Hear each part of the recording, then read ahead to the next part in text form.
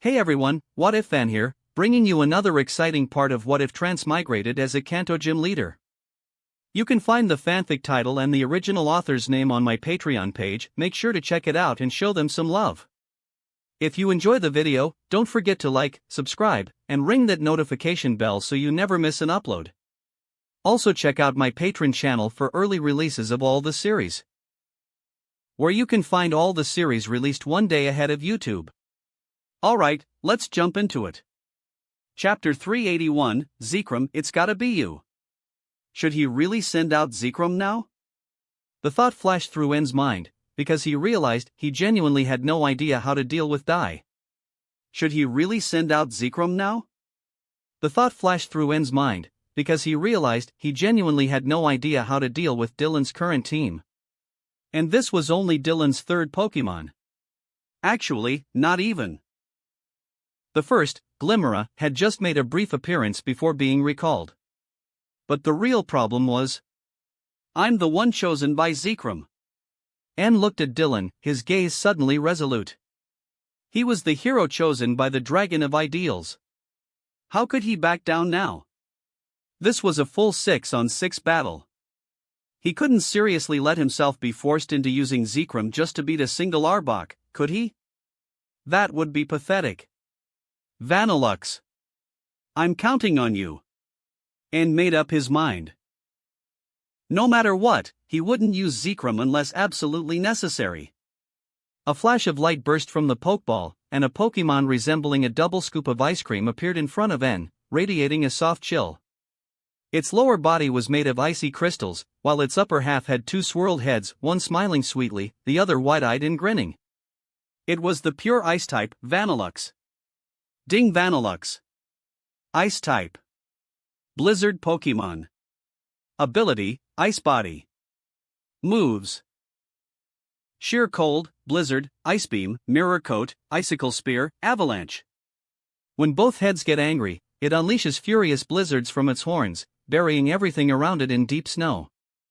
Vanillux, ha! Alder glanced at N. Looked like N didn't have any better options. As a multi-type trainer, N had no shortage of friends. Thanks to his affinity with Pokemon, wild ones often willingly followed him. In the wild, N could easily swap out team members as needed. That was his unique charm. But for this battle with Dylan, N had specially assembled a well-rounded team of carefully selected partners. Now that Klinklang was down, though, he had no other good counters for poison types. At least it floats, Iris muttered. So long as it doesn't get slammed to the ground, it won't trigger toxic spikes. On the battlefield. Vanillux, Blizzard. N shouted. Vanillux let out a swirling cry as icy blue energy surged around it. A fierce snowstorm howled across the battlefield. Freezing winds swept through the arena, dropping the temperature dramatically. A powerful blizzard indeed. Dylan silently noted the strength N's power was real. He was, after all, the one chosen by Zikram. That wasn't something just anyone could claim. Arbok. The blizzard surged forward, blanketing most of the battlefield. Arbok flicked its tongue and raised its head to stare directly into the blizzard's maw. Whoosh! Snow and wind roared, engulfing Arbok's entire position, leaving no space untouched. The ground was coated in thick frost. But when the blizzard finally faded, there was no sign of Arbok. Dig? N muttered. He spotted a black patch of disturbed earth. The hole had already frozen over. Then, the ground directly beneath Vanillux bulged. Below you, Vanillux. N had sharp eyes. He caught it immediately. Vanillux gathered cold energy in its mouth, firing an ice beam downward at the rising mound. But it's a feint. N realized too late. From behind, Arbok burst from the ground, shooting toward Vanillux like a coiled spring. Vanillux. The blizzard Pokemon noticed too late. Its ice beam was already spent, and before it could charge another. Wham! With its body glowing earthen brown, Arbok smashed into Vanillux. The floating Pokemon shrieked as the dig attack nailed it directly, sending it flying. So sneaky. Iris shouted. This Arbok had faked a surface breach just to bait N. That snake was devious. That dig hit hard, Alder muttered. Ground isn't super effective on ice, but that was a clean, powerful strike. And Dylan wasn't going to let up. Rock slide. Of course. Protect. N yelled. Arbok landed, its eyes still locked on Vanilux. Stones materialized above and plummeted down. Vanilux raised a shimmering green shield just in time. Boom. Boom. The stones crashed against Protect but couldn't break through. Arbok slithered forward, its predatory gaze fixed on its prey. Rock tomb. Dylan's voice remained calm and steady. From the ground, massive stone pillars erupted around Vanilux, trapping it on three sides. Ice beam. N countered quickly. Vanilux floated higher and fired beams of freezing energy, encasing the falling rock walls in thick ice. Three towering frozen walls loomed like a glacial prison. Shadow sneak. But Arbok used this moment to strike. Its eyes flashed with dark light. It vanished in a blur of purple and black, racing toward Vanilux. Vanilux. N saw it coming. Too late. Vanilux turned just in time to see Arbok's glowing tail crashing toward it. Wham! A direct hit to the face. Vanilux wailed in pain, sent spiraling through the air. Fire Fong. Same move, same follow-up, just like with Klinklang. Arbok lunged with burning fangs bared. Alder shook his head. It was the same trap again. Use Rock Tomb, force a reaction, then capitalize with priority. And now, Vanilux had no way to defend in time. Dylan, you're too strong, Alder whispered. Even without legendaries, Dylan's battle instincts were terrifying. N was no slouch either. Honestly, he was probably stronger than Iris, even without Zekrom. If he hadn't declined the title, Alder might have named N as the Unova champion. But now, watching N get overwhelmed like this. Was there really this big a gap between champions? No, Alder shook his head. This wasn't about champions in general. It was just Dylan. But then he remembered Lance. That guy also had the power to suppress N, even with Zekrom. Alder's expression turned strange. He suddenly recalled something. Iris is ranked above Lance in the tournament seedings. The elite tournament was coming. Because Lance wasn't currently a champion and Iris was, the league had placed her several ranks above him for Unova's pride. Oh. Alder gave Iris a worried look. He hoped she wouldn't become Lance's prey. But then again, if he hadn't retired smartly, he might have ended up in Lance's crosshairs instead. So maybe a little hardship was good for Iris. Character building. While Alder spaced out, Arbok sank its Fire Fong deep into Vanilux and slammed it into the ground. Fwoom! A flash of deep purple light toxic spikes kicked in. Vanilux cried out, its airy voice full of pain, but Arbok wasn't done. Rock slide. More boulders crashed down. Boom! Boom! Boom! The heavy impacts drowned out Vanilux's cries. Dust and debris filled the air. N could only watch helplessly, fists clenched, breathing ragged. When the dust cleared, Arbok had slithered back to Dylan's side, cool and composed. And beneath the rubble, Vanilux's swirl eyes were spinning. Vanilux is unable to battle. Arbok wins. Alder declared. Sheesh, that snake's ridiculously strong. Iris stared, lips twitching. Another one of N's main Pokemon defeated without even landing a real hit? Wasn't Arbok supposed to be mediocre? Iris glanced at N. The normally gentle, smiling young man now looked grave, drenched in sweat. He only had 3 Pokemon left. His Caracosta was poisoned, it'd be Arbok's chew toy. And Zoroark couldn't float on a field laced with toxic spikes, it'd be crippled. Facing that menacing Arbok. Zekrom! I choose you. And gritted his teeth and threw his 5th Pokeball. He wanted to hold out longer. But at this rate, Arbok was going to wipe his whole team. The ball opened mid-air. A surge of pressure filled the arena as lightning crackled. A massive black dragon emerged in a blaze of blue sparks. The dragon of ideals Zekrom entered the battlefield. Arbok lifted its head, hissing rapidly as it looked up at the legendary. That overwhelming pressure, the sheer difference in species. It wasn't unfamiliar, it had felt this many times in Dylan's care. But this time, it was different. Arbok turned to look at Dylan. Bro, seriously? Are you insane? I'm just a snake. Let's settle this. And stared at Arbok, face solemn. No matter what, it had to go down. Arbok? Chapter 382, If you die, I'll be buried with you.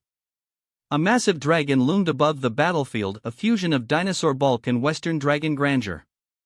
Its obsidian body shimmered like Vulcan. A massive dragon loomed above the battlefield, a fusion of dinosaur bulk and western dragon grandeur. Its obsidian body shimmered like volcanic glass, emanating a crushing, regal pressure. The legendary dragon-type Pokemon Zekrom. So he really sent out Zekrom already? Dylan raised an eyebrow, eyes scanning over the black dragon with mild surprise. He hadn't expected N to call out Zekrom this soon. Looks like the pressure was really getting to him. It's Zekrom. In the audience, Iris's eyes sparkled with awe, absolutely entranced by the legendary dragon of Unova. This was Zekrom. As a self-proclaimed dragon-type fanatic, she adored legendary dragons. Especially one tied so closely to her home region and legacy as champion. It's so cool. Iris bit her handkerchief in envy, almost green with longing. So unfair. Using Zekrom, just to deal with Arbok? Lily gave N a very strange look, half baffled, half amused. She couldn't help but giggle as she saw the absolutely dumbfounded expression on Arbok's face. That poor snake probably never imagined it would be treated like such a threat. Would her brother use Reshiram to counter? Lily glanced at Eileen beside her. The two shared a curious look. Meanwhile, Dylan's eyelid twitched, his head buzzing with psychic voice chats from one very noisy group chat. Family group chat. Reshiram, pick me. Pick me. Dylan, I'll bring you glory. Impatient.jpg. Kurum, ha. Ridiculous. White Dragon, your flimsy tricks won't even scratch Blackie. Let me handle it, Dylan. I'll turn him into fossilized charcoal. Sunglasses.jpg. Terrapagos, woe.jpg. Rayquaza, ahem. Let me say a few words. I shall restore the glory of dragons. Your Rayquaza is ready to serve. Koraidon, that scrawny black lizard? Easy. Miraidon, same. Dialga, +1. Eternatus, +2. The arrival of Zekrom had instantly set off a collective bloodthirst in Dylan's Dragon Team chat. Even Reshiram, who usually flaunted its beauty, was now practically begging for the chance. And of course, it had always wanted a proper fight with Zekrom. Poor Zekrom had no idea it would be so popular among its peers. But dragons are dragons. They don't always get along. In fact, rivalry was part of their nature. Dylan ignored the clamoring, choosing not to recall Arbok. Anne was clearly rattled, jumping straight to Zekrom. If Dylan switched now, it might break Anne's rhythm completely. And besides, Zekrom, thunder! Anne ordered. Electricity sparked across Zekrom's massive frame, golden lightning coiling as its crimson eyes locked onto Arbok below. Though calm on the surface, Zekrom was side-eyeing Dylan hard. Why does my trainer hate me like this? Zekrom sighed internally. It really had no good feelings about this matchup. But as a legendary dragon, its posture remained proud and domineering. Still the same N-love starting with thunder, Dylan chuckled. Zekrom's special attack was immense. Using thunder as a ranged opener made sense. Dig. Dylan countered swiftly. Arbok didn't hesitate, vanishing underground just as lightning crashed down and exploded across the battlefield. That dig was fast. And narrowed his eyes. Then discharge. Zekrom began to radiate blinding light as golden electricity erupted in all directions. An entire field wipe. Boom! Boom! Boom! Continuous blasts rattled the ground, discharge executed with such overwhelming force it felt more like thunderbolt gone nuclear. After several long seconds, the chaos settled. The terrain lay in ruins. Then, a bulge in the earth. Arbok burst from the ground, forced to surface due to the storm. In one clean motion, it launched itself toward Zekrom. The black dragon wasn't floating high, only about 3 meters. Thunder! And stayed calm. A blast of golden lightning erupted point-blank, striking Arbok midair. Boom! Lightning surged and smoke billowed. Toxic. Dylan's voice rang out, smirking. What? N flinched. From within the smoke, a massive cobra emerged, its jaws wide open, spewing deep purple venom directly at Zekrom. That's Arbok? Zekrom had no time to dodge. Distance was too close, and it hadn't expected Arbok to survive. The toxic slime splattered against its leg and seeped in. Zekrom's eyes widened. But it quickly retaliated with another bolt of lightning. Crack! Arbok collapsed, its body convulsing as electricity ravaged it. It had no chance.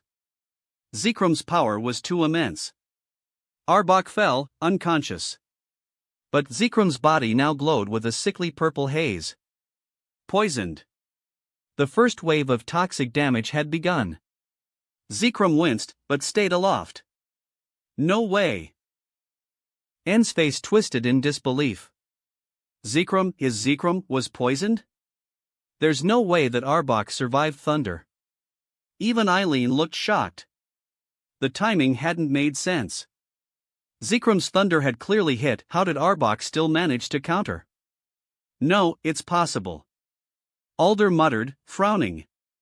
As a top trainer, he saw the trick. Iris also realized, eyes lighting up. And clenched his jaw. He understood now too. A substitute underground. It took the hit for Arbok, leaving the real one to use toxic. N took a breath. He hadn't expected Dylan to go that far just to poison Zekrom. Arbok is unable to battle. Zekrom wins. Alder finally declared, still visibly shaken. That's right. You're sharp, N. Dylan praised him, calmly recalling Arbok. You did great. Rest well. He smiled at the pokeball. Let the record show, this Arbok, this common poison type, had succeeded in poisoning Zekrom, the embodiment of ideals. That was no small feat. In the anime, the only time a legendary like Kyogre had been poisoned was by poachers in Alola, a nearly unheard of situation. Now then. Dylan looked at Zekrom, considering his next move. Zekrom was poisoned.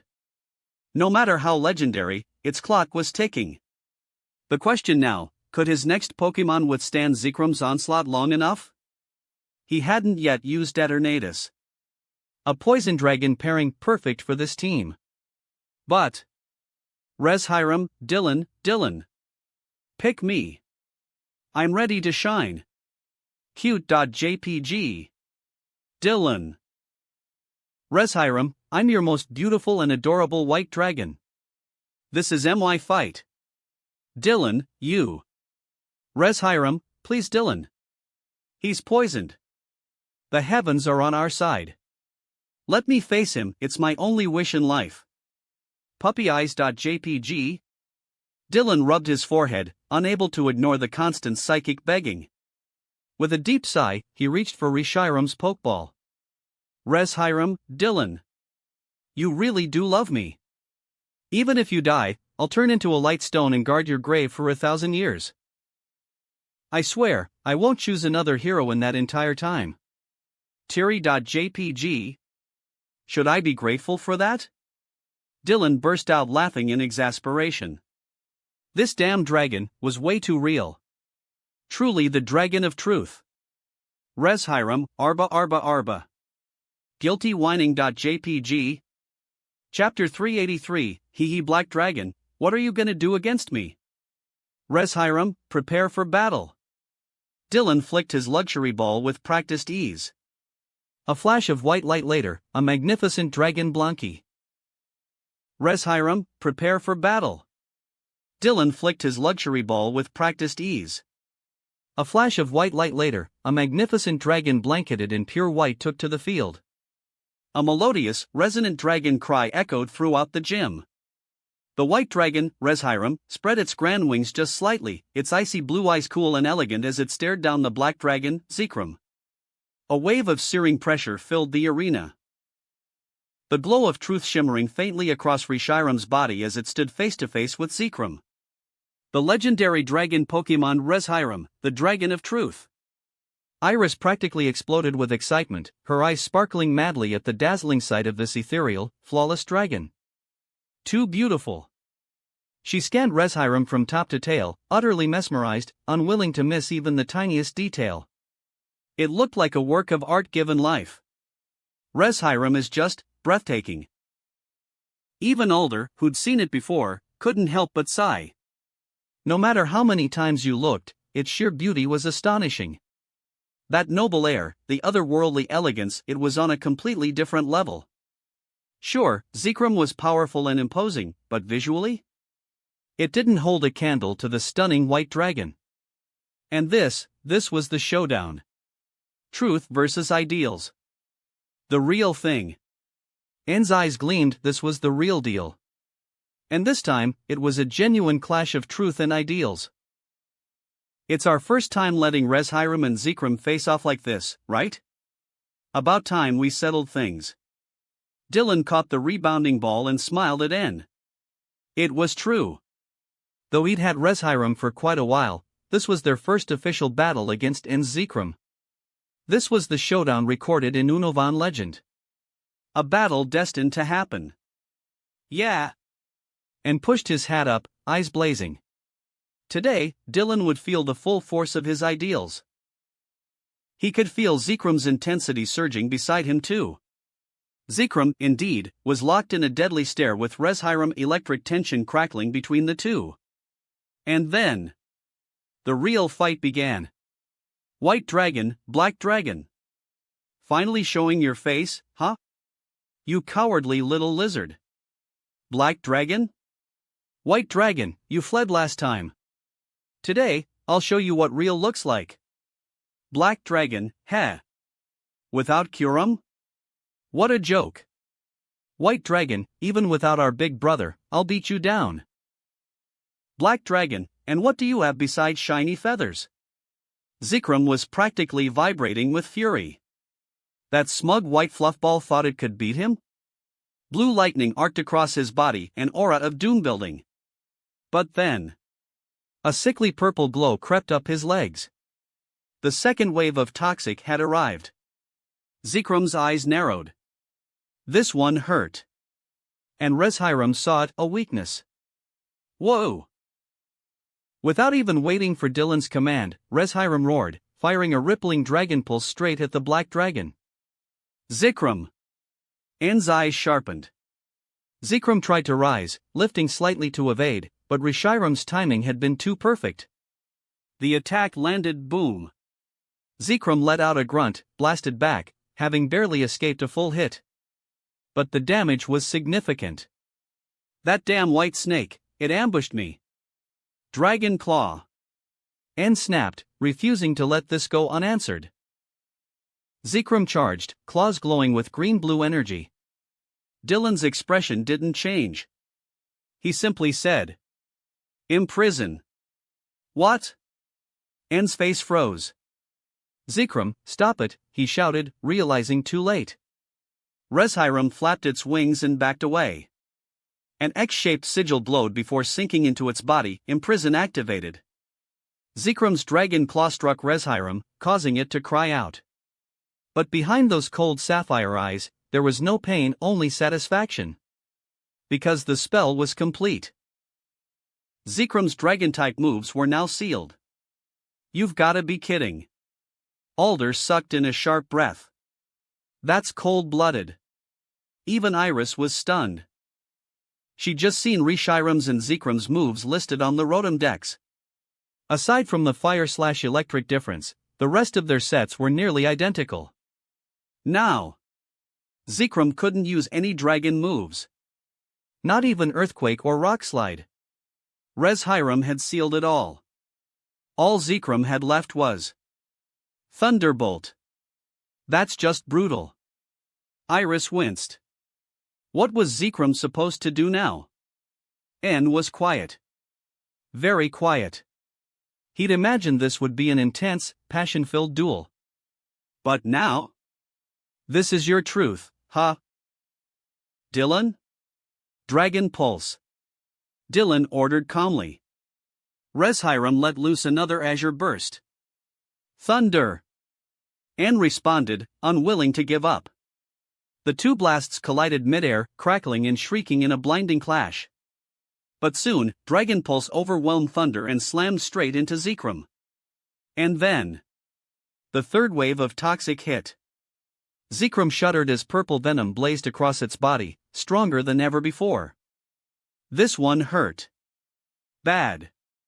Alder and Iris both grimaced. The black dragon was really suffering now. Dragon Pulse. Another wave. Another shot. Zekrom tried to dodge but couldn't, his movements were sluggish. Boom!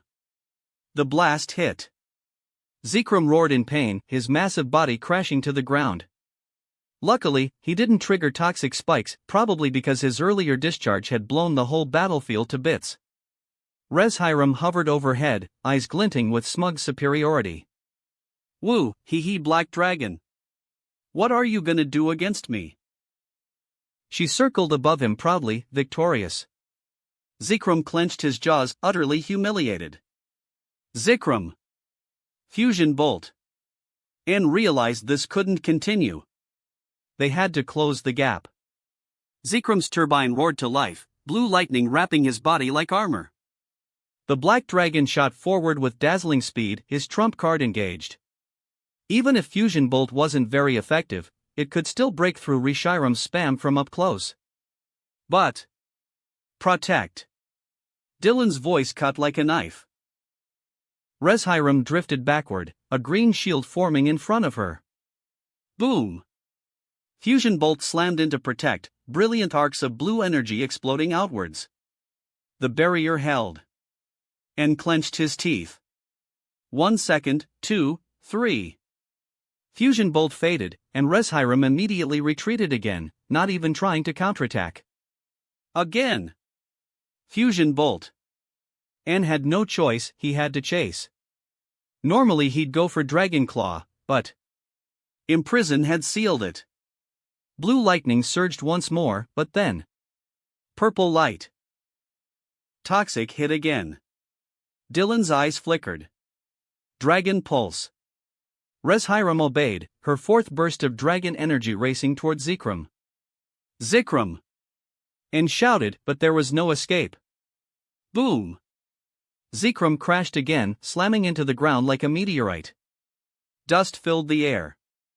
Above him, Reshiram hovered, completely fine.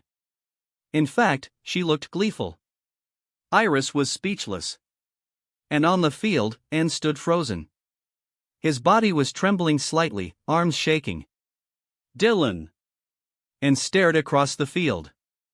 This man. This battle. He would never forget it. Chapter 384, Let's have a friendly match. Iris, next time, I promise. Zekrom is unable to battle. Reshiram wins. Alder announced the result with a sympathetic glance at Anne, who stood silent, head bowed, lookin'. Zekrom is unable to battle. Reshiram wins. Alder announced the result with a sympathetic glance at Anne, who stood silent, head bowed, looking utterly dejected. Yes, Zekrom had fallen. Afflicted by toxic, and then had nearly all its moves sealed by that sly white dragon's imprison, how was it even supposed to fight? Zikram had collapsed in misery, while Reshiram stood tall, head held high, wearing a look that said, "So this is what invincibility feels like, so lonely." Family group chat. Reshiram, guys. Well, that black dragon was nothing. Just 2 moves and I totally handled it. Cute.jpg. Yes, 2 moves indeed, Dragon Pulse and Imprison. Post-imprison, it just spammed Dragon Pulse like a queen. Kurum, tch. If it weren't for that Arbox poison, you'd never have pulled it off. You oughta kneel to that snake.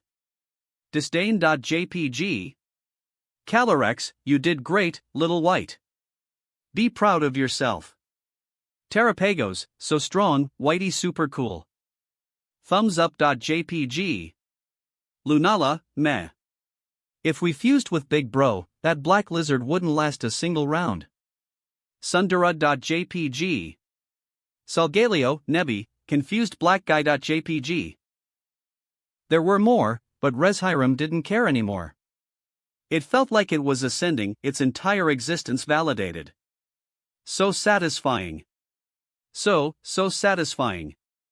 Ever since their split long ago, it had been competing with Zikram. Now, at last, it had crushed Zikram in an official battle. For the first time. It proved one truth loud and clear: ideals can never surpass truth. Truth is what stands in the end. While Reshiram was living its best life. And silently returned Zikram to its pokeball, staring at it with a complicated expression. He had lost. And not even in a close match. Dylan's truth was overwhelming. When Zikram fell, so did his spirit. He had risked everything in that battle. It was more than a fight, it was his ideals, put on the line. He had known the odds, known Dylan was the stronger one. But even in defeat, he had hoped to go down with dignity. Instead, his dragon had been poisoned, sealed, and demolished. No dignity to be found. "Anne, how are you feeling?" Dylan approached with a smile. Anne's face twitched. He didn't know how to respond. Because if he opened his mouth, he feared the words would be, "This isn't the kind of battle I wanted." But Anne was a gentle soul, raised to be kind and well-mannered. He couldn't say something so rude. This had been a formal, regulated battle. Dylan had followed every rule even if his battle style was a little dirty. But Anne had felt it, Dylan's truth. The depth of it. The power of it. Something beyond what he could reach. "I concede." Anne sighed and finally spoke. He had no reason to continue. His remaining Pokemon, Turtoshell and Zoroark, couldn't possibly take down Reshiram. The moment Zikram fell, so did his chances of victory. And though it hurt to give up, Anne would never send his Pokemon to suffer a hopeless fight. That wasn't who he was. Nobody present was surprised. Zikram's fall had spoken volumes. With the match concluded, Dylan stepped forward, Reshiram softly landing behind him. Its pristine white feathers shimmered in the light, and it dipped its head slightly, sapphire eyes radiant and serene. This was Anne's first time seeing the white dragon so closely, and it really was beautiful. "A wonderful battle, Anne." Dylan offered his hand, his tone calm and warm as always. "Thank you," Anne murmured, shaking it. "I'm not your equal." He had come to terms with it. This battle had shown just how large the gap between them still was, but that wasn't something to feel ashamed of. If anything, it reminded him how much farther he had to go. "You've changed a lot." "I'm glad," Dylan said with a smile. "I used to be too extreme," Anne admitted. "Now I think I understand what true ideals really are." He thought back to his former self, closed off and blinded by his convictions. There was a hint of sorrow in his eyes. But at least now he'd grown. "That's the best outcome." Dylan nodded. "This world, it needs all of us working together, whether we walk in truth or in ideals. One can't exist without the other." Anne blinked. "The world needs truth," Dylan continued. "Without truth, everything is a dream, a fragile illusion. That's terrifying." but it also needs ideals. Ideals give people something to strive for. They're the light we chase. Truthless ideals are just fantasy. But truth without ideals, that's a world without a future. Anne stood stunned. Weren't truth and ideals always in opposition? But Dylan's words made perfect sense. I understand. After a long silence, Anne inhaled deeply and nodded. The road ahead will be hard, Dylan said, clapping him on the shoulder. Let's keep working at it together. Now assured that Anne's spirit was intact, Dylan nodded in satisfaction. Maybe he'd gone a bit hard on him, but Anne was tougher than he looked. After the battle, Dylan invited Alder, Iris, and the others to his dojo's courtyard for a break. Wow, your gym has such a big backyard. Kinda impressive, Iris said as she wandered around, curious as ever despite her elegant outfit. My dad bought it back in the day. But now with the number of Pokemon I've got, it's starting to feel a little cramped. Dylan shrugged. I actually bought a plot of land last year. Figured I'd let my Pokemon live there. It's more spacious, and I think they'll like it. He was talking, of course, about the World Tree area. He'd already purchased it through the league and even set up warning signs and patrol routes outside the region. There were still Regice and Registeel waiting to be caught there, if only he had time to go deal with them. He'd bring Regirock, Regidrago, and Regieleki for a little family reunion one day. TCH must be nice being rich. Iris couldn't help but click her tongue. Dylan's background was no secret anymore. He was the heir to Sylph Company, stupidly rich, freakishly strong, the champion of Kanto, and stupidly handsome to top it off. The internet was overflowing with fangirls drooling over him. By the way, Iris, I've put together a brand new team recently. Wanna spar a bit? Dylan turned to her with a grin. What could he do?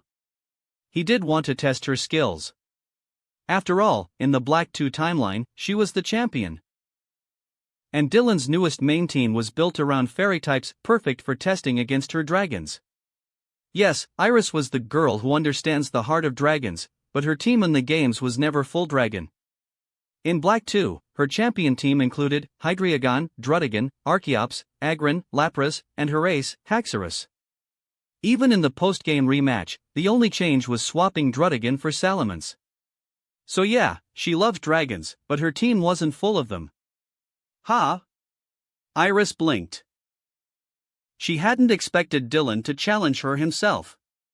She had wanted to battle him after watching the match with N, of course, he was the strongest champion in Kanto. But after seeing that brutal beatdown, she wasn't so sure anymore.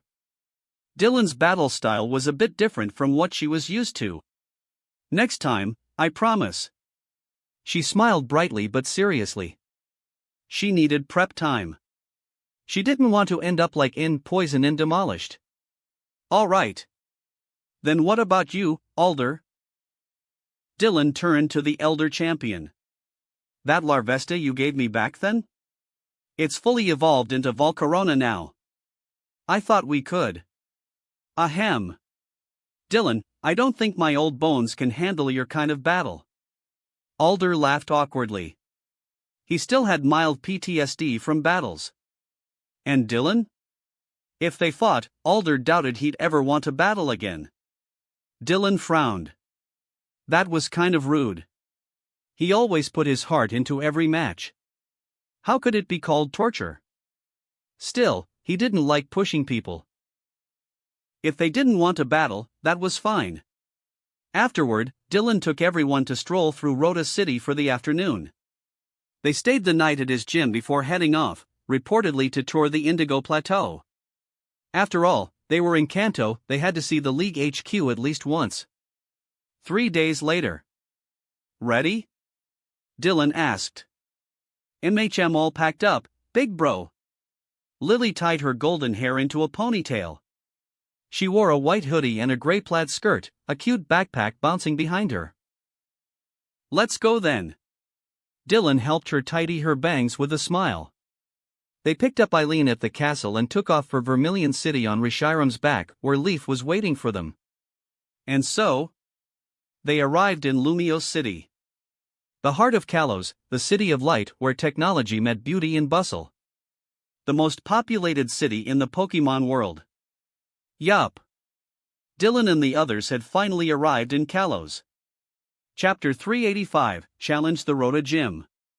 Wow, what a bustling city! Leaf looked around excitedly. Today she wore her favorite black dress again, and her big eyes sparkled as she tea. Wow, what a bustling city! Leaf looked around excitedly. Today she wore her favorite black dress again, and her big eyes sparkled as she took in the sights. This was her first time in the Kalos region. Yeah, and there are so many people, Lily said with equal curiosity. According to the league's data, Lumio City has the highest population in the world, far exceeding even Nimbasa's city in Unova. Dylan looked around and finally fixed his gaze on a beautiful tower visible in the distance. That was the Prism Tower, the iconic structure of Lumio City, and also home to the Lumios Gym. Unlike other regions, Lumio City also houses the Kalos League headquarters, and the Kalos League Conference, also known as the Lumios Conference, is held in the Lumios Stadium. This setup is quite unique, as most league headquarters in other regions do not include gym facilities. The Lumios Gym is run by Clement, known as the inventor who illuminates the world, a genius in science and technology. Yes, he's the same Clement who was one of Ash's traveling companions in the anime's Kalos arc. But the one people remember best is probably Clement's little sister. Bonnie is her name. In the games, she hosts the quiz segment for the Lumios Gym. In the anime, she also travels with Ash. But Bonnie's role in the anime is particularly special. She was liked and accepted by one of Zygarde's cores, and it even promised to travel with her once she becomes a trainer. That's basically equivalent to acknowledging her as its trainer. And we're talking about Zygarde here, one of Kalos' legendary Aura Pokemon, protector of the ecosystem. Its power surpasses even that of Xerneas and Yveltal. Zygarde is incredibly powerful.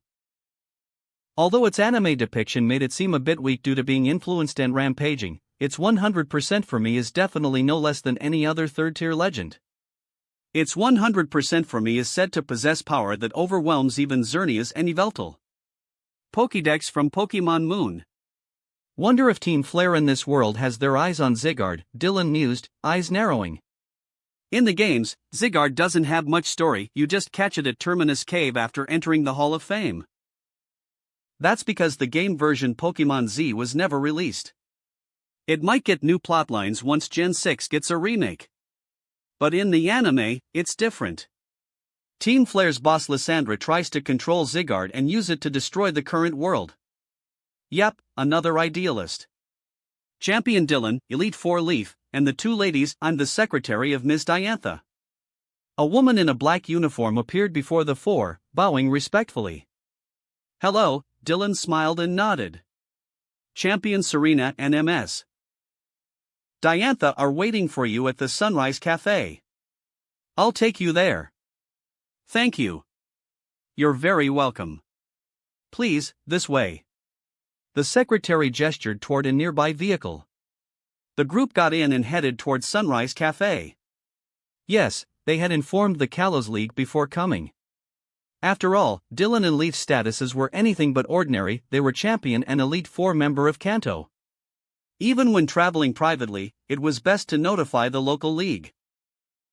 The league regions are all under the Pokemon League umbrella, but still operate independently. A champion entering another region without notice? Who knows what they're up to? It's just polite and helps with logistics. At the Sunrise Cafe, Dylan's eyes immediately landed on the two people sitting in the corner. One had short ash-brown hair and fair skin, dressed in a white-fitted coat. Her refined demeanor was unmistakable, former Kalos champion Diantha. Sitting across from her was a middle-aged man with wild, lion-like red-orange hair and a stern, imposing look. He wore a luxurious black leather jacket and pants. Dylan raised his brows slightly. That was Lysandra, Team Flare's boss. But at this point in time, Team Flare had not revealed their ambitions. Lysandra was still known as the president of the well-regarded Lysandra Labs. Dylan stopped the secretary who was about to announce them and watched with interest as Lysandra and Diantha conversed. Miss Diantha, you once brilliantly portrayed a young girl on the big screen. Have you ever considered preserving your youth and beauty forever to keep playing those kinds of roles? Lysandra rested his chin on his hand, his voice deep and magnetic. Diantha seemed surprised by the question, stirred her coffee with a straw, and then smiled. That's a strange question. Why would I want to keep playing the same type of role? Youth may be beautiful, but it doesn't define a whole life. Everything changes. I want to live and grow, so I hope to portray more mature roles in the future. Weren't you chosen by the heavens to be a movie star? Isn't maintaining beauty your duty? Lysandra tilted his head slightly, eyes seemingly focused on Diantha, but perhaps not really. All beautiful things should remain forever in their most beautiful state. I hope this world ends at the peak of its beauty. I can't tolerate a world that loses its beauty. Lysandra was smiling, but his tone was very somber. Miss Diantha, you are truly beautiful, not just on the outside. You've dedicated your life to bringing joy to others through your brilliant performances. If everyone were like you, what a beautiful world that would be. His tone and words caused Diantha to frown ever so slightly. This man, something about him was off. Well then, that's all for today. Miss Diantha, it was an honor to share coffee with you. Farewell. Lysandra stood, offered a gentlemanly bow, and turned to leave. But as he turned, he spotted Dylan, and his expression shifted slightly. Still, he nodded politely and walked out of the cafe. Seeking beauty through destruction, huh? Dylan glanced in Lysandra's direction, a half-smile forming. I hope this world ends at its most beautiful moment. A classic line from Lysandra's ideology of aesthetic annihilation. If he had said, I want this world to remain beautiful forever, it would be a completely different outlook. Lysandra's madness was akin to the likes of Lance in the manga or Cyrus in Sinnoh. They all wanted destruction, just for different reasons. Manga Lance wanted to wipe out most of humanity to let Pokemon live in peace. Cyrus believed the human heart was weak and irrational, and that emotion led to conflict through Pokemon battles. So he sought to erase this world with Dialga and Palkia and build a perfect one. Lysandra's vision was similar, though not quite the same. Champion Dylan, Elite Leaf, Diantha now noticed them and stood with a smile. Miss Diantha, the pleasure is mine, Dylan said, extending his hand. No. Champion Dylan's name is known everywhere now. Unlike me, I was beaten by my junior. Though elegant, Diantha was quite easy to talk to and even humorous. After all, she was dethroned by a rising newcomer. Yes, it was rather shocking. But Diantha herself didn't mind. In fact, she seemed pleased. Young talents are everywhere these days. I'd say Champion Serena is one of them. Absolutely. After our match, I truly felt grateful to be a champion because it let me battle someone like Serena. Diantha's expression turned reminiscent and fulfilled, clearly recalling that fateful match. Yes, Diantha was very interested in strong trainers and loved battling them. Serena had something to do and will be back soon. Champion Dylan, everyone, please take a seat. Diantha gestured for them to sit. Miss Diantha, who was that man just now? Leaf asked curiously. That was Mr. Lysandra, president of Lysandra Labs. He's very accomplished, but... Diantha's brows furrowed as she recalled his earlier words. She sensed something was off, though she had no concrete evidence. I heard he used profits from his lab to help the poor and do charity work. Dylan smiled and added, yes, that used to be Lysandra. But over time, Lysandra realized his efforts were futile, constantly undermined by the greed of mankind. His idealism turned to cold disillusionment. That's right, Diantha nodded. By the way, Champion Dylan interested in a battle? I've heard about your Rota gym. Oh? You want to challenge my gym? Dylan raised a brow. Yes, Champion Dylan, would you accept? Diantha smiled elegantly. She had watched the video of Leon battling Dylan in Galar. All she could say was, poor Leon. But Dylan used a legendary dragon team in that battle. This was different, she was challenging Rhoda Gym.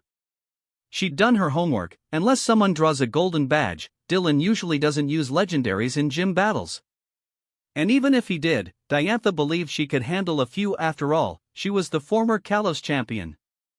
That Rhoda badge? She'd take it, no question. Chapter 386. What's so pretty and charming? That Diantha actually wanted to challenge him. Dylan was honestly a little surprised. Since it's a request from Miss Diantha, I'd be happy to. That Diantha actually wanted to challenge him. Dylan was honestly a little surprised. Since it's a request from Miss Diantha, I'd be happy to accept. Dylan naturally agreed. To battle Diantha was something he couldn't ask for more. He was genuinely interested in powerful trainers from the original works. Thank you very much. Diantha gave a soft, elegant smile. It was quite radiant. Then Miss Diantha, according to the rules of the Rhoda Gym, you'll draw an attribute first. Lily took a small spinning wheel from her bag and handed it to Diantha. All right. Diantha curiously examined the little spinner.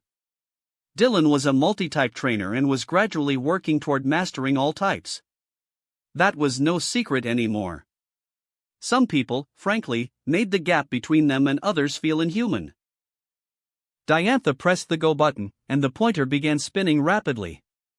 Before long, it slowed and finally stopped in a pink section. Fairy type, huh? Diantha looked at the indicator, her clear eyes sparkling slightly. She was hardly unfamiliar with fairy types. Everyone knew her ace was Gardevoir, which was part fairy type. Shall we find a battlefield nearby? Dylan asked. Come with me. I know a proper battlefield nearby. As a former Kalos champion, Diantha knew Lumio City like the back of her hand. She sent Serena a message and then led Dylan's group to a large nearby training facility. This facility was well equipped even with a scoreboard. Not bad. There were still a few trainers sparsely training there. Dylan and Diantha took up opposite sides of the battlefield and looked across at each other. The scoreboard lit up, displaying half-body portraits of Dylan and Diantha. Then I, Leaf, will be the referee. Leaf confidently walked to the center of the field and glanced at both Dylan and Diantha. Now beginning the Rhoda Gym Challenge match. Challenger, Diantha. Battle rules, 6 vs 6 full battle. Gym leader Dylan sends out first and cannot switch Pokemon. If all 6 of Dylan's Pokemon are defeated, the challenge is successful. Battle start. Leaf swung her arm down and then stepped off the field. All the commotion quickly attracted the attention of nearby trainers. After all, Pokemon battles were hugely popular, and a public full battle was a big deal. Whoa! That really is Miss Diantha. I thought she looked familiar. She's having a full battle? Wait, the guy she's battling, he looks really familiar too. Damn! That's Dylan, the champion of Kanto. I saw his match against Galar's champion Leon. What's Diantha doing? She's battling that kind of monster? No, not my goddess Diantha. Can you shut up? Miss Diantha is way stronger than that clown Leon. No way she gets steamrolled like him. Spectators quickly gathered. Diantha wasn't just a former Kalos champion, she was also a mega celebrity, beloved by fans and trainers alike. Even though she wasn't champion anymore, it didn't affect her popularity. And Kalos trainers firmly believed Diantha was as strong or stronger than any other region's champion. Naturally. Who'd admit their own champion was worse? Looks like we've drawn quite a crowd, Champion Dylan. Diantha looked a bit sheepish as she noticed the growing audience. Her popularity in Kalos was truly sky-high. No need to worry. I'm used to having spectators when accepting gym challenges. Dylan smiled and shook his head. Then let's begin in earnest, Miss Diantha. Dylan slowly unfastened the top 2 buttons of his black shirt, loosening his collar. Since this is your first challenge at my Rhoda Gym, please allow me to formally introduce myself. I am Dylan, gym leader of the Rhoda Gym, a multi-type trainer. Hearing Dylan's calm and composed tone, Diantha's eyes gleamed slightly. As expected of champion Dylan, what an opening! Today, I'll be using fairy-type Pokemon to battle you. Miss Diantha, you're not unfamiliar with fairy types, are you? They are graceful and elegant, as enchanting as fairies, and behind their cute exteriors lies tremendous power. Dylan slowly slipped on his black gloves and enlarged a Pokeball in his hand. Are you ready, Miss Diantha?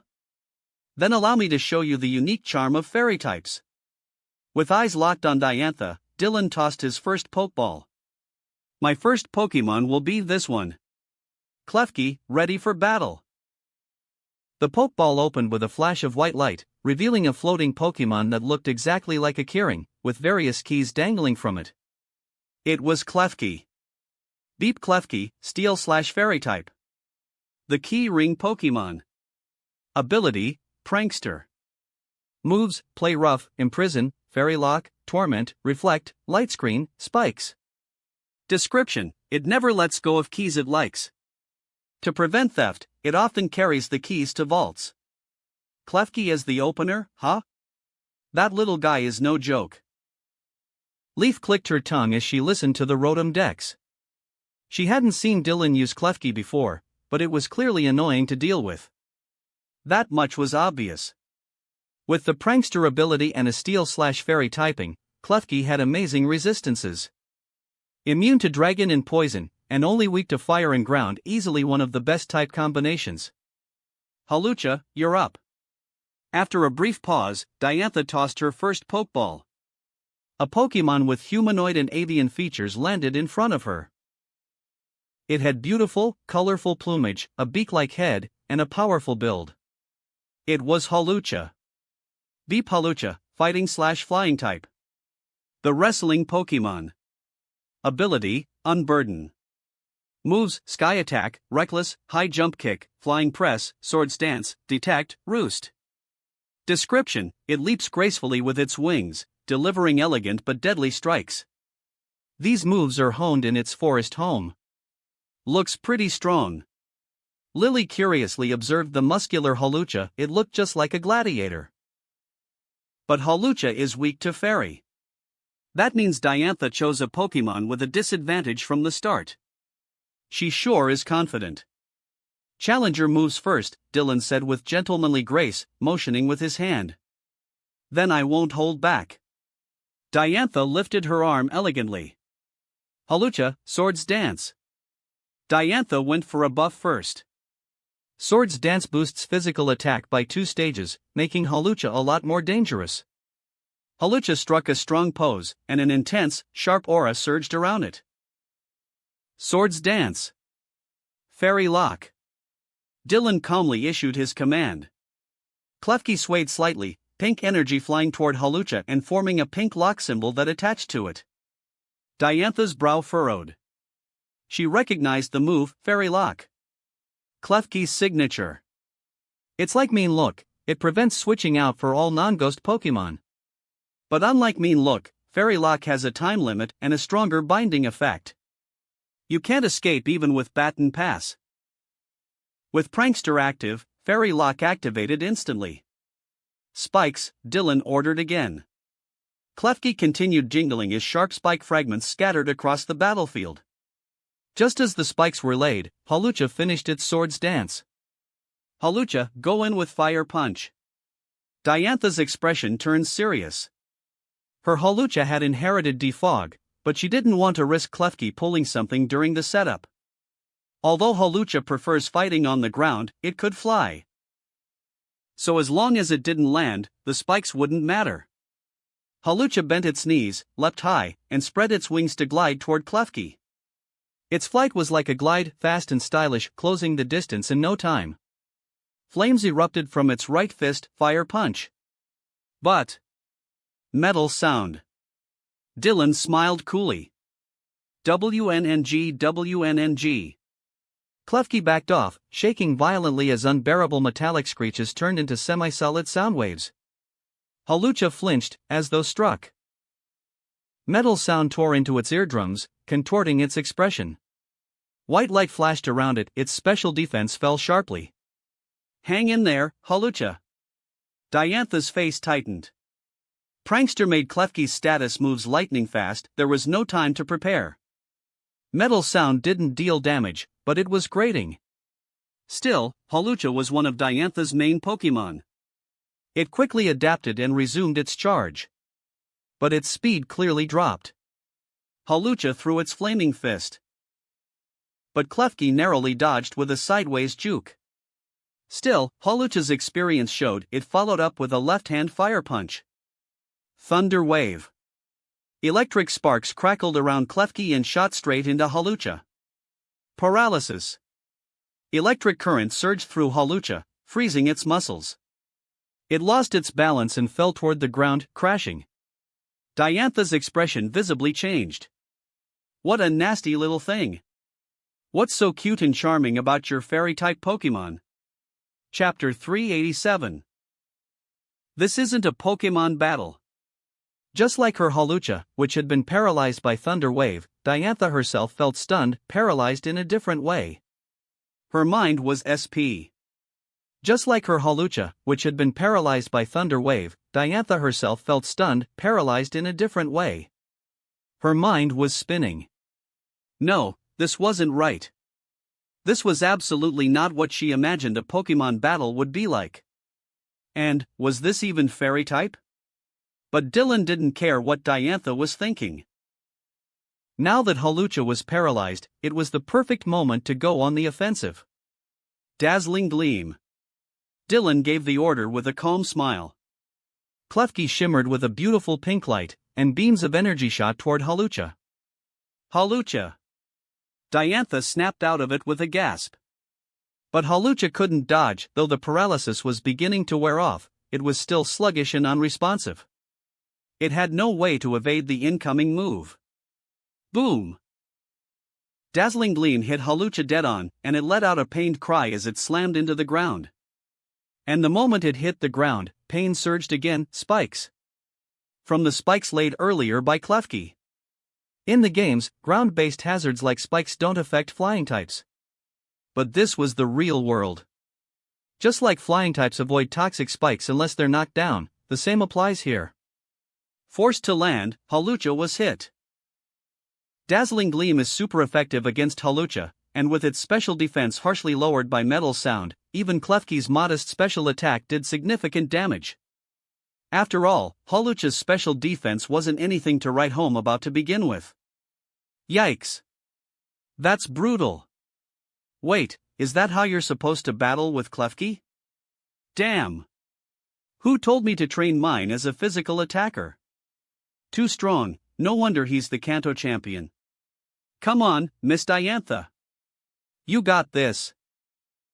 Don't be so rough on our precious Diantha. She can't take this.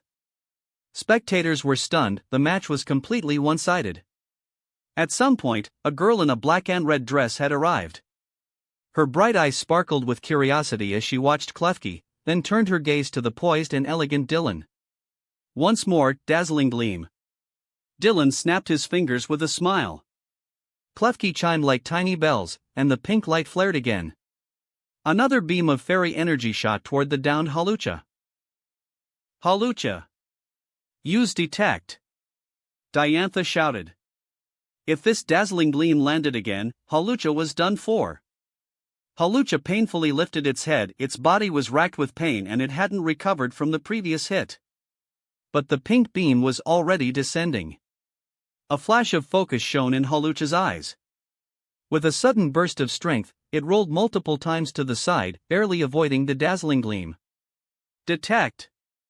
A perfect dodge. But the roll scraped Halucha across the spikes again, causing fresh pain.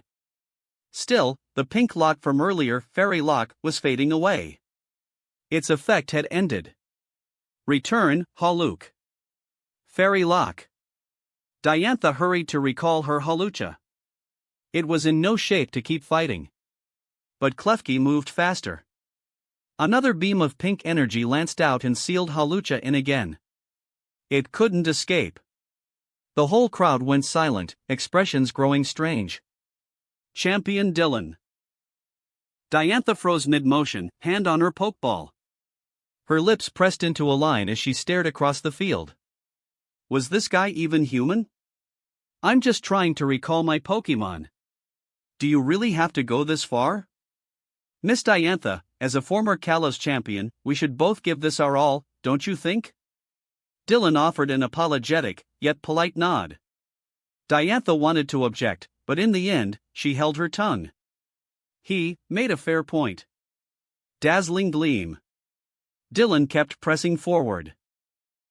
Klefki floated down a little, glowing with pink energy once more. High jump kick. Diantha bit her lip and went all in. Hawlucha, having recovered slightly, stood up and leapt high, one knee drawn in as white energy shone around it. A powerful fighting move, high jump kick. Boom! The two attacks collided, dazzling gleam striking midair, but Hawlucha powered through and kept flying at Klefki.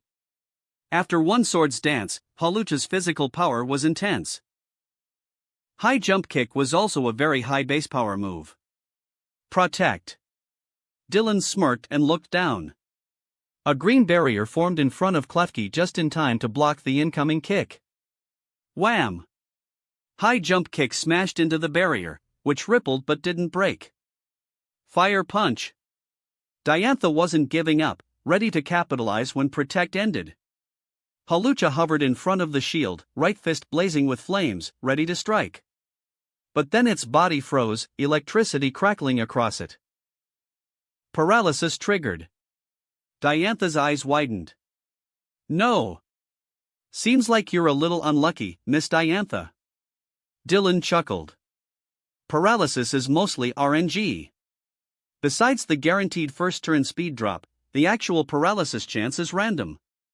But clearly, Diantha rolled poorly. Dazzling gleam. The Protect faded, and Klefki's pink energy flared again, blasting the paralyzed Hawlucha. Hawlucha screamed as it fell like a broken kite. Boom! It crashed into the ground, unable to get up. No surprise to anyone watching, Hawlucha wasn't surviving a second dazzling gleam after its special defense had been slashed. Not to mention the additional spikes damage. Hawlucha is unable to battle. Klefki wins. Leaf declared the result. So strong. Champion Dylan. Diantha withdrew Hawlucha, her expression solemn. She was already beginning to realize that this might be the hardest battle she had faced in all her years as a trainer. I look forward to seeing what you do next, Miss Diantha. I don't think you've shown your true strength yet. Dylan smiled gently. Ah, of course. Diantha's lovely features turned serious as she tossed her second pokeball. Goodra. A dragon with a gooey body appeared in front of her. But the moment it landed, it winced in pain. Spikes. Diantha frowned. With Hawlucha down, she had no one to clear the field properly. But for now, priority was removing this annoying Klefki. Goodra, huh? So she's planning to use fire moves to counter. Leaf glanced at Goodra's moveset and instantly understood. Klefki had great defense and excellent resistances. Only ground and fire moves really countered it. Fairy-type immunity to dragon didn't matter much. Dragon types had strengths beyond their own stab. But for Big Bro, it won't make a difference. Lily grinned. On the field. Goodra, huh? Dylan looked over the dragon. Nicely trained. Light screen. He gave the order calmly.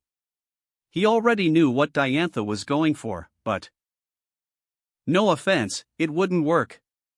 Goodra, flamethrower. Diantha shouted. Klefki rang its keys as a translucent wall of light formed, then vanished into its body.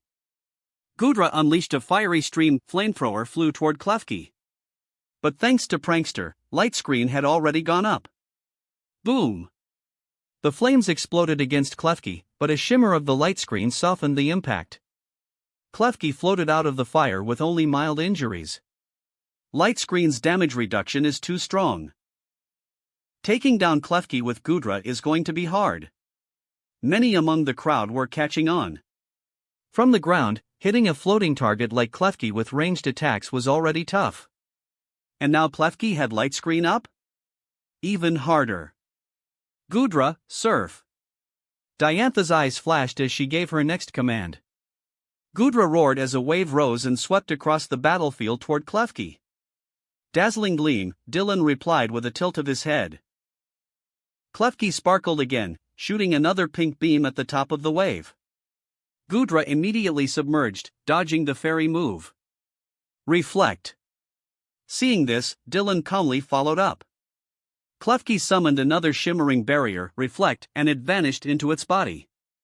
Diantha bit her lip. Both light screen and Reflect. This man. He's leaving me zero options, the bastard. Surf crashed forward, but Klefki had already floated away, barely dodging the brunt of it. But from the front of the wave, Gudra burst out, leaping straight at Klefki. Knew it. Dylan wasn't surprised. He snapped his fingers. Thunder wave. Gudra, thunderbolt. Electricity crackled from both sides, Klefki and Gudra. But Thunder Wave was faster. Even as Thunderbolt began to charge, Thunder Wave struck. The moment their attacks met, Thunderbolt overpowered Thunder Wave and hit Klefki. Crackle! Lightning surged across Klefki. The light screen shimmered again, dulling the damage. And nothing else happened. Klefki squinted a little and kept floating. Too tanky. But Gudra had closed the distance and grabbed Klefki's ring. Got it. Thunder Wave. Thunderbolt. Diantha hadn't expected Dylan to use Thunder Wave again, but she immediately called out her counter. This time, the two Pokémon were too close. With Prankster, Klefki's Thunder Wave easily won out. Electric sparks leapt from Klefki to Gudra. Paralysis. Gudra's body stiffened and began to fall. Diantha saw her Gudra paralyzed and nearly gagged. Screen support. Paralysis spam. Over and over. Who the hell taught you to battle like this? This isn't Pokemon battling. Chapter 388, Dylan's second fairy-type Pokemon. Paralyzed, both Gudra and Diantha. She could only watch helplessly as Gudra stiffened and collapsed, the spikes digging in again as it hit. Paralyzed, both Gudra and Diantha. She could only watch helplessly as Gudra stiffened and collapsed, the spikes digging in again as it hit the ground, causing even more damage. What a pity, it can't learn Toxic. Dylan clicked his tongue with regret. Compared to other Prankster users, Klefki's utility move pool was a bit shallow.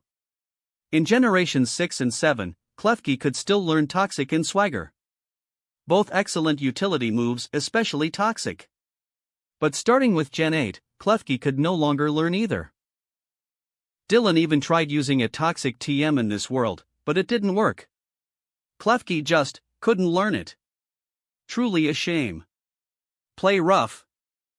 Dylan didn't waste the opportunity to strike a fallen foe. Klefki's entire body lit up with a vibrant pink glow and launched itself at the downed Gudra. Since Gudra had been clinging tightly to Klefki's ring, the two Pokémon were still close together. A fairy-type play rough. Every key on Klefki's body glowed and raked against Gudra, drawing pained cries. Fairy Dragon. It did a fair amount of damage. Gudra's special defense was extremely high, among the best of all Pokémon. But its physical defense? Not so much. So even with Klefki's middling attack stat, the type advantage in Gudra's weak defense made it count. Gudra, Flamethrower. Diantha's face was tight with tension, she was honestly at a loss. Gudra endured the pain of play rough and blasted a stream of flames toward Klefki. Boom! The flames hit directly, but just as they were about to engulf Klefki, a shimmering translucent wall lit up around it, light screen. It absorbed a large portion of the damage. No good, at this rate, Gudra won't last. Gritting her teeth, Diantha went to recall Gudra. With both light screen and reflect up, her dragon's damage output just wasn't cutting it. Fairy Lock, Dylan said mildly, casting a glance at Diantha's troubled face with a small smile. Diantha's hand froze on the Pokeball button, her eyes wide with disbelief. Clink clink clink. Klefki's keys jingled again as a pink aura descended on Gudra and locked into place.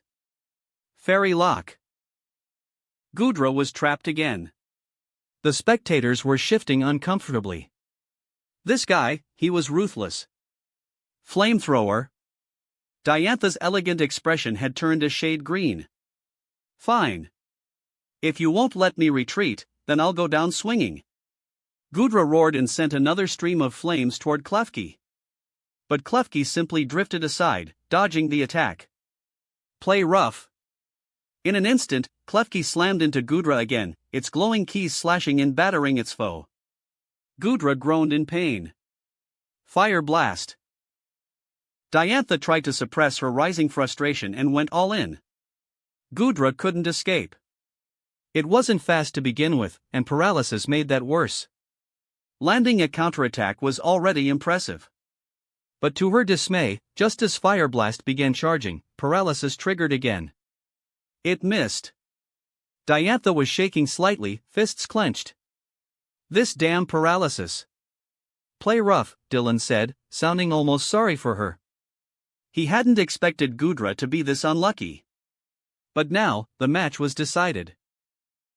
Klefki's third play rough landed, and this time, Gudra couldn't withstand it. 3 fairy-type attacks, spikes damaged Gudra finally collapsed. Gudra is unable to battle. Klefki wins. Leaf announced the result. This time, even the crowd quieted down. It was clear Diantha's spirits had taken a hit. Her face was dark, her energy dulled by what had just happened. Are you all right, Miss Diantha? Dylan asked kindly. You don't seem too comfortable fighting Klefki. If you'd like, I can switch to another Pokemon? Normally, of course, he wouldn't switch out. Klefki didn't have bat and pass or U-turn, so standard rules meant it stayed in. But Dylan had been in battles like this before. If Diantha agreed, he was willing to make the change. No, I'm fine. But Diantha was a proud champion. This was a Rata Gym challenge. She wasn't about to ask her opponent to swap just because she was losing. Let him switch Klefki out? Where would her pride be? Setbacks are meant to be overcome. Taking a deep breath, she steadied herself and glared down the demonic little Keyring. She refused to believe she couldn't handle a single Klefki. Gorgiest. She made her choice and tossed out her third Pokeball. With a burst of white light, a floating pumpkin Pokemon appeared, its face carved into its body, tendrils of hair hanging down from its head. Beep, Gorgiest, Ghost/Grass type, Pumpkin Pokemon. Ability, Pickup. Moves: Shadow Sneak, Pain Split, Shadow Ball, Trick or Treat, Seed Bomb, Moonblast. Dex entry: it wanders the streets on the night of a new moon, singing eerie songs. Those who hear it are cursed. A ghost type, huh? If it's Gorgiest, then Fairy Lock isn't a concern anymore. Leaf analyzed from the side. Klefki's signature move doesn't affect ghost types, so Gorgiest wouldn't get trapped. She also noticed Gorgiest had access to fire-type moves. Shadow Sneak. Diantha barked the command. This Klefki needed to go. Klefki wasn't an unknown to Kalos trainers, it was native to the region, after all. And it was never considered particularly strong. But here, Dylan's Klefki had already taken out 2 of her Pokemon. She couldn't let this continue. No way would she let it 1v3 her team. Gorgiest's eyes glowed, and a rift in space opened behind Klefki as it blurred into the shadows. Meditate. Dylan replied calmly. Klefki shimmered with psychic energy. Calm mind, raising both special attack and special defense. By the time Gorgiest emerged behind it and lunged with ghostly force, the move had completed. Wham! Shadow Sneak struck, Reflect shimmered and dulled the blow. Klefki tumbled slightly, then steadied. And its body lit up again, Thunder Wave. Crackling electricity flew across and struck Gorgiest, which froze midair, paralyzed. Another one down. Klefki had paralyzed yet another target. Diantha's face tightened. She had expected this. Dazzling Gleam. Pink energy flashed as Klefki blasted Gorgiast again. Gorgiast groaned. Fairy moves weren't super effective, but its special defense wasn't high and Klefki had used Calm Mind once already. Again. Skill swap. Another dazzling gleam, but Gorgiast recovered quickly. Its eyes flared with an eerie blue glow. Ha! Dylan raised a brow. The fairy blast landed again, but simultaneously, yellow energy streaked between them. Skill swap, they exchanged abilities. Clever. Leaf's eyes lit up. Klefki's biggest asset was its prankster ability. Now Gorgiast had it and Klefki no longer did. The moment this exchange happened, Light Screen also shattered, its duration over. Well played, Miss Diantha, Dylan chuckled. Seems you're finally breaking through, Klefki. Time to turn this around. Diantha's smile returned. Will-o-wisp. Ghostly blue flames formed around Gorgiast and launched at Klefki. With Prankster, the move came out fast. And the two Pokémon were already close. Klefki was hit before it could react. Whoosh! The spectral fire engulfed Klefki. It let out a low, pain chime burned. Fire blast. Diantha's eyes lit up. This speed, this pressure, this was Prankster. A massive shaped flame erupted and slammed into the just burned Klefki. Boom! The explosion knocked Klefki from the sky. While Gorgiast's special attack wasn't high, Fire Blast was a powerful move and fire beat steel. Again! Another Fire Blast rained down and exploded before Klefki could even rise. When the flames faded, Klefki lay in a smoldering crater, fainted. It had taken 2 Fire Blasts, and Gudra had worn it down earlier. Klefki's HP was average at best. It couldn't hold out. Klefki is unable to battle. Gorgiast wins. Leaf declared. Well done. Time to rest, Dylan recalled Klefki and offered it a word of thanks. Then he looked across the field at Diantha, his smile deepening. Looks like I wasn't wrong. Miss Diantha isn't one to fall at the first hurdle. Diantha's smile faded slowly. Yes. That was just Dylan's first Pokémon. She looked at her Gorgiast, it was strong now, empowered by Prankster. But... now then, it's time for my second Fairy-type Pokémon. Dylan took out another Pokeball and tossed it lightly. Grimmsnarl. Prepare for battle. A hulking, ugly, long-haired Pokémon snarled as it landed on Dylan's side. Dark/Fairy-type, Grimmsnarl.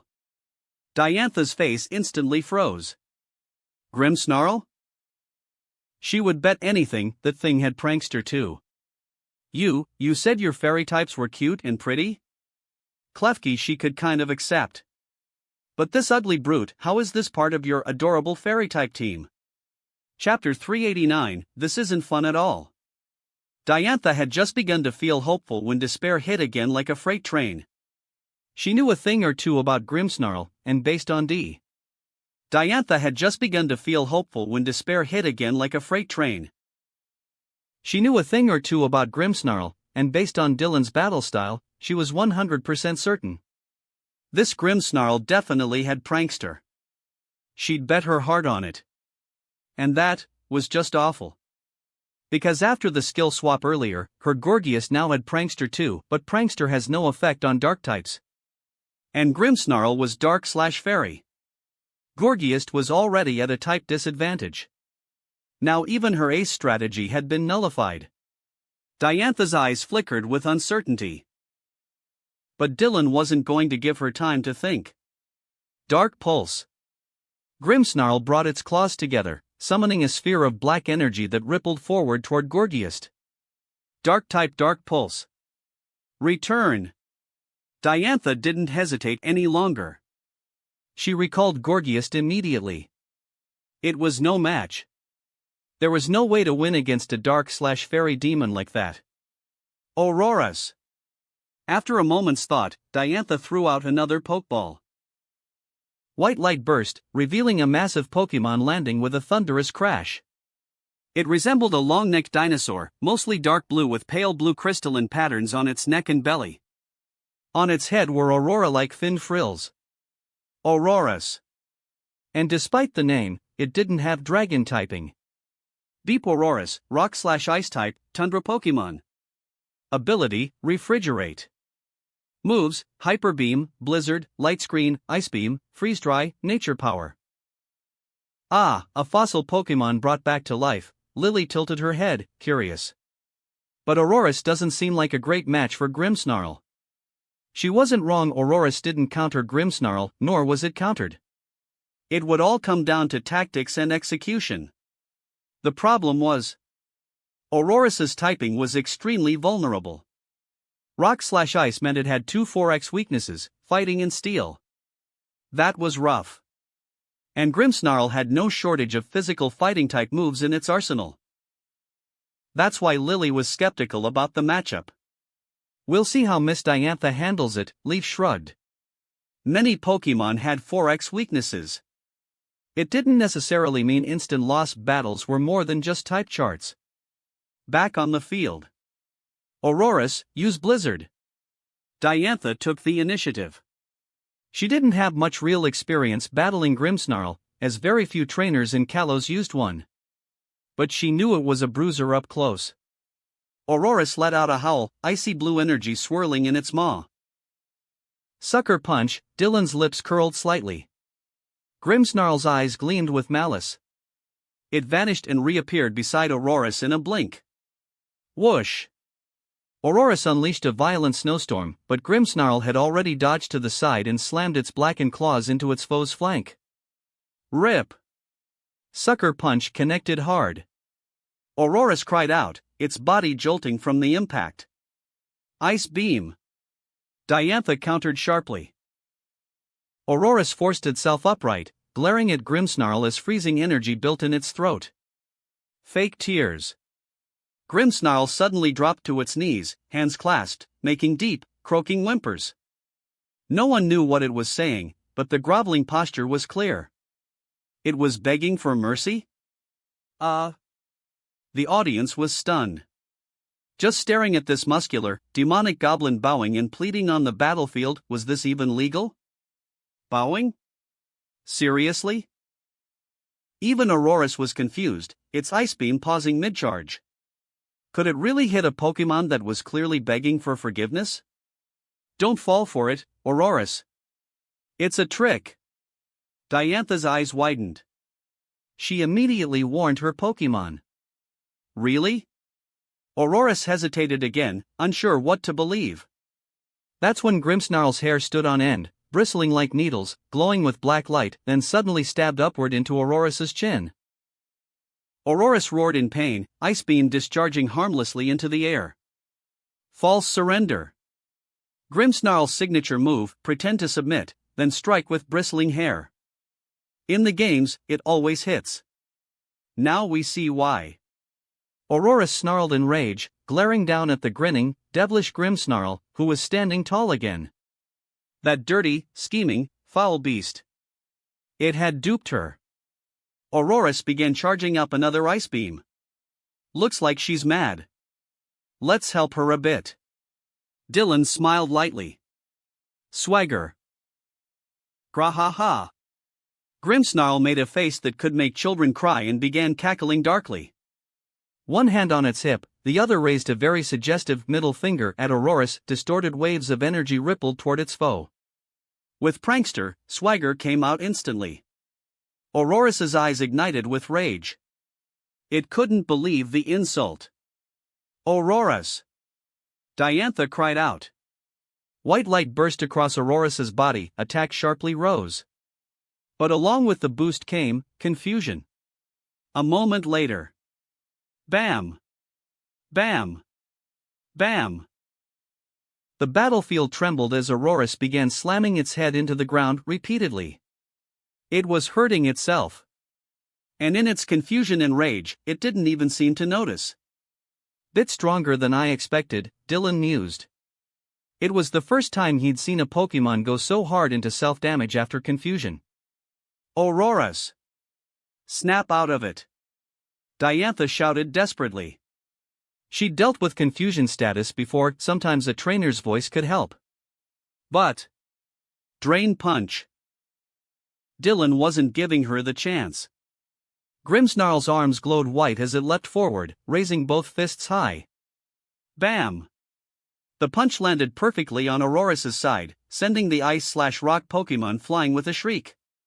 When it hit the ground, it didn't get back up. Instant KO. The crowd gasped. Sure, Aurora's had a 4x weakness to fighting, but this was one of Diantha's main team members. Then again, it was Dylan's Grimmsnarl. And Aurora's had taken damage already. Aurora's is unable to battle. Grimmsnarl wins. Leaf announced crisply. Diantha frowned deeply and recalled her fainted partner. That was 3 Pokemon down, and Gourgeist was a poor matchup against Grimmsnarl. She clenched her fists and threw her next Pokeball. Tyrant Rum. With a furious roar, a massive dark red tyrant of a dinosaur crashed onto the field, its royal presence radiating sheer force. Rock/Dragon type, Tyrant Rum. A powerful one, Dylan noted with interest. Beep. Tyrant Rum, Rock/Dragon type, Despot Pokemon. Ability, Strong Jaw. Moves, Head Smash, Giga Impact, Earthquake, Dragon Claw, Crunch, Thunder Fong. Lily blinked at the info. But Miss Diantha, if it's all brawn, it won't be enough to beat Grimmsnarl. Dylan looked at her knowingly. Diantha stayed silent as the battle resumed. Less than 3 minutes later. Bang! Bang! Bam! Tyrant Rum, like Aurora's before it, was slamming its head into the ground over and over. The battlefield was cracking. Yup. Grimmsnarl had used Flatter. It sharply raised Tyrantrum's special attack, but made it confused. And now, the Tyrant King was pummeling itself. See, Miss Diantha? I said so. Dylan shrugged. You can't beat Grimmsnarl with brute force alone. Watching Tyrant Rum bash its own skull into the dirt, Diantha's mind blanked. Her body was numb. Her soul, tired. First Klefki played Paralysis. Then Grimmsnarl played Confusion. And Dylan, what the hell was he playing? How was any of this fairy type? This isn't fun. I want to go home. Chapter 390, what do you think? Return, Tyrant Rum. After several failed attempts to snap her Pokemon out of confusion, Diantha had no choice but to withdraw it. Otherwise. Return, Tyrant Rum. After several failed attempts to snap her Pokemon out of confusion, Diantha had no choice but to withdraw it. Otherwise, if her Tyrant Rum stayed on the field while confused and kept getting attacked by Grimmsnarl, it wouldn't last. At least withdrawing it would give it time to recover its clarity. But it wouldn't change anything. Because the real problem was that Grimmsnarl. Unless she beat it, nothing would improve. As expected of you, Champion Dylan. I've truly seen a whole new world today. Diantha took a deep breath and placed Tyrantrum's Pokeball back at her belt, her voice heavy. Now she finally understood why people called Lota Gym a place from the depths of hell. She never quite got it before. Wasn't Dylan the strongest champion in Kanto? A gym run by someone of that caliber should be an honor. But now, she got it. She really got it. Miss Diantha flatters me, Dylan replied with his signature warm smile. Now then, this will be my final Pokemon. Diantha solemnly retrieved her 6th and final Pokeball, her ace. Gardevoir. White light burst as a tall, elegant, humanoid Pokemon floated onto the field. Diantha had, wisely, instructed it to hover just above the ground. She hadn't forgotten about the layers of spikes covering the battlefield. With calm, serene eyes, it stared down Dylan's Grimmsnarl, the skirt-like lower half of its body gently swaying. Beautiful, refined, this was Diantha's signature partner. Dylan observed the Gardevoir closely. It was excellently trained. Beep, Gardevoir, Psychic/Fairy type, Embrace Pokemon. Ability, Trace. Moves: Future Sight, Dream Eater, Moonblast, Psychic, Calm Mind, Thunderbolt. Gardevoir. Diantha raised her right hand to the keystone set in her necklace. It lit up with dazzling light. At the same time, Gardevoir's megastone began to shine with radiant brilliance. The rich glow of evolution engulfed Gardevoir, and when it faded, a Mega Gardevoir had taken the field, even more graceful and divine than before. Mega Gardevoir really is beautiful, Lily's eyes sparkled in admiration. Though it didn't have the dramatic black dress of Dylan's shiny Gardevoir, it still possessed a dazzling charm and elegance. But even after Mega Evolution, can Mega Gardevoir really beat Grimmsnarl? Erin tilted her head. Mega Gardevoir's typing hadn't changed. And Grimmsnarl, being Dark-type, was immune to psychic attacks. But Fairy beat Dark, so Gardevoir had the type advantage in that regard. Still, if it couldn't deal with prankster-powered status moves, even a type advantage wouldn't help. Mega Gardevoir, huh? Dylan's smile deepened slightly. Well then, I guess I can't hold back either. After all, wasn't Diantha the most iconic Gardevoir trainer in the world? Her Gardevoir was practically a symbol of her identity. Diantha, of course, understood the situation as well. If she wanted to beat Grimmsnarl, she couldn't approach it head-on. Even her ace Mega Gardevoir wouldn't be able to win if it got caught in Dylan's usual tricks. But it's fine, she had a plan. Gardevoir, use Taunt. Parting Shot. Diantha blinked in surprise. Mega Gardevoir raised its arms, ready to unleash Taunt and lock Grimmsnarl out of its status moves. But Grimmsnarl beat it to the punch, muttering a string of foul and untranslatable insults in Gardevoir's direction. Visibly, Mega Gardevoir's elegant expression twisted into a cold, angry glare. That insult had hit deep. Parting Shot dropped Mega Gardevoir's attack and special attack by one stage each before Grimmsnarl turned into light and returned to its Pokeball.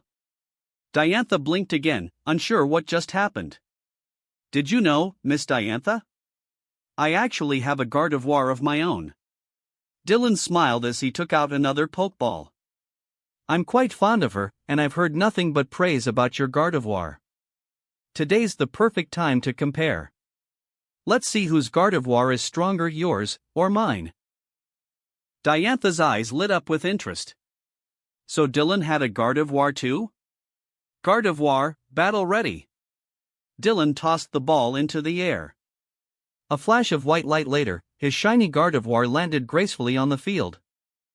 Her soft blue hair stood in sharp contrast to Diantha's green-haired Gardevoir, and her deep, calm eyes locked onto her Mega counterpart without a flicker of emotion. Mega Gardevoir's expression tensed. Despite her Mega-evolved power, the pressure she felt from this fellow Gardevoir was immense. This wasn't normal. She had Mega-evolved, yet the other one hadn't, and still radiated such power? Could it be that even in normal form, she's stronger than me? She's shiny? Diantha blinked in surprise. She hadn't expected that. She's beautiful, right? But we're not done. Dylan lifted his hand. His keystone glowed. Shiny Gardevoir opened her arms as her own Megastone shone, and in seconds, her transformation was complete. A black, voluminous ballroom gown billowed around her form, shiny Mega Gardevoir. Whoa! The moment she appeared, the onlookers erupted in awe. No way! That's way too pretty. I never realized Gardevoir could be this gorgeous. Holy! She's perfect. You know, I used to think people who wanted to marry their Gardevoir were nuts. But now I think they might be onto something. This is insane. That shiny form is unreal. Crowd chatter buzzed with admiration. No one could look away. She's divine. Even Diantha was covering her mouth, stunned. That black dress, the mystery, grace, and nobility, she couldn't help but feel a little envious. Mega Gardevoir gave her trainer a silent side-eye. Excuse me, whose trainer are you again? Diantha coughed awkwardly and looked away. Even her own Gardevoir looked at the opposing shiny version with longing. I want that dress too. Looks like everyone loves my Gardevoir. Dylan nodded in satisfaction. He could feel the admiration in the crowd's eyes, and why wouldn't they? This was his hand-raised, shiny Gardevoir. His pride and joy. She really is beautiful. But Champion Dylan, this is a Pokemon battle, not a beauty pageant. Diantha regained her composure and confidence. When it came to understanding Gardevoir, she was the expert. And in a battle between Gardevoirs, no one knew more than her. She was Diantha, the world's foremost Gardevoir trainer. Then I'll look forward to your guidance, Miss Diantha. Dylan smiled. But forgive me, Miss Diantha, starting today, the strongest Gardevoir trainer in the world will be me. Gardevoir, Shadow Ball. Diantha waved her arm elegantly. As long as this wasn't some twisted prankster mess, she was back in her element. Mega Gardevoir formed a swirling orb of ghostly energy between her hands and hurled it toward Dylan's Gardevoir. Shadow Ball. Dylan's shiny Gardevoir responded in kind, forming her own orb and launching it forward. The two attacks collided in midair, a ripple of black energy shaking the field. But within a second. Bang! Dylan's Gardevoir's Shadow Ball shattered the other, continuing forward and slamming directly into Mega Gardevoir's chest.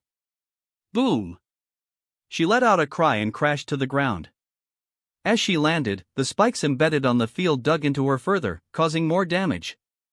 She winced in pain. Shadow Ball was super effective against her. What? Diantha gasped. Same Mega Evolution. Same move.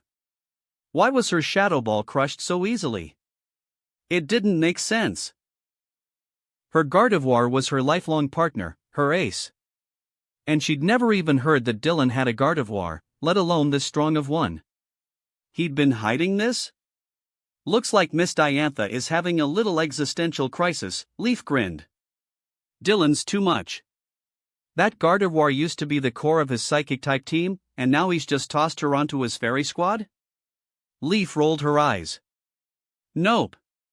Lily piped up with a bright smile. Brother's Psychic team ace is now Mega Metagross. Gardevoir isn't the strongest anymore. Well, barely makes a difference. Metagross is on his Steel team now, Leaf muttered. Meanwhile, back on the field. Gardevoir, Hyper Voice. Diantha ordered firmly, though her voice wavered slightly. Hyper Voice was a normal-type move, but with Gardevoir's Pixelate ability post-Mega Evolution, it became Fairy-type. Fairy versus Fairy, there was no resistance here. Restrain it. Dylan's voice was calm. His Gardevoir raised her hand slowly and pointed toward her counterpart. Her eyes glowed deep purple. Psychic. But not as an attack, to restrain. Mega Gardevoir was lifted helplessly into the air, unable to control her body. She struggled against the invisible force, trying to cast Hyper Voice, but it was impossible to concentrate. Don't let it stop you. Hyper Voice. Diantha cried out, realizing something was wrong. As fellow psychic types, they should resist each other's powers. But her Gardevoir couldn't budge from the hold. Which meant Dylan's Gardevoir had far superior psychic power. This was devastating. Klefki and Grimmsnarl had been about using gimmicks. But this shiny Gardevoir? This was raw, undeniable power. And what Diantha couldn't accept, what hurt, was that Dylan's Gardevoir was simply better than hers. She'd never even known he had one. So this is what it meant to be the multi-specialist champion of Kanto? That wraps up this part of What If Transmigrated as a Kanto gym leader. Thanks so much for listening. As always, new parts drop every 4 days, so be sure to stay tuned. Also check out my Patreon channel for early releases of all the series, where you can find all the series released one day ahead of YouTube. If you enjoyed the video, don't forget to like, subscribe, share it with your friends, and please consider supporting the original author as well. See you in the next one.